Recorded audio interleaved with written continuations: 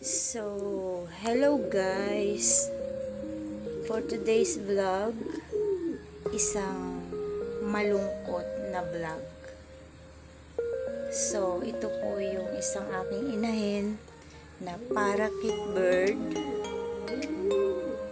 Nakakalungkot man pero kailangan kong gawin kasi mag-isa na lang siya guys. Yung huling inakay niya is hindi nabuhay. Tapos nagkaroon siya ng huling itlog, 3. Hindi rin naman siya napiga. So ngayon, dati guys marami sila. Kaya lang, minsan, hindi maiwasan yung pag nagpakain, hindi na isasarado yung pinto. So, nakakawala. So, natira siya guys. Siya yung pinakainahin. Siya yung unang-unang namiga.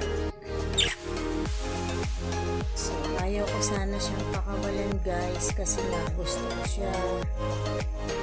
At inalagaan ko na rin naman. Kaya lang may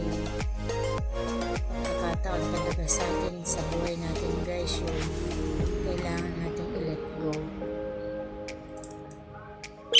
So ito na siguro yung tamang oras guys para set free ko na siya, i-let go, hayaan ko na siya makalipad, maging malaya. Hindi ko lang alam kung makikita pa niya yung mga kasama niya.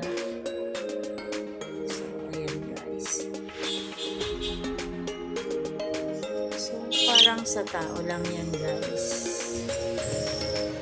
may tamang panahon kung kailan natin palalayain ang bawat isa.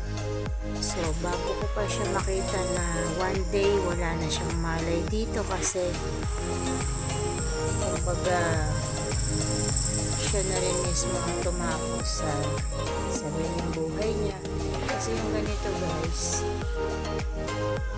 yung sabihin na natin ng direct, nagpapakamatay sila guys kapag sila ay sobrang stress na kasi wala silang partner. Tapos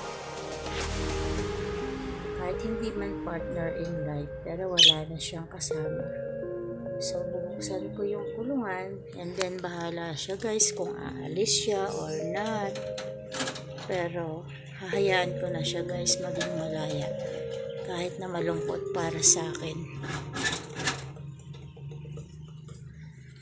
So sige na, bye bye, mag-iingat ka at sana makita mo yung mga dati mong kasama dito, pati yung inakay mo. Ayan na si Fishball, tinig na siya sa video natin. So ito na lang magiging alaala mo sa akin.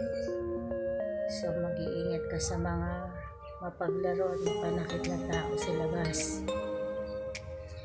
Safe nga siya guys dito sa kulungan, kaya lang wala na tayong magagawa. Kailangan natin siyang i-let go para naman mahanap pa niya kung ano yung talagang nakatakda sa kanya, maging buhay pa niya sa labas guys. So hanggang dito na lang.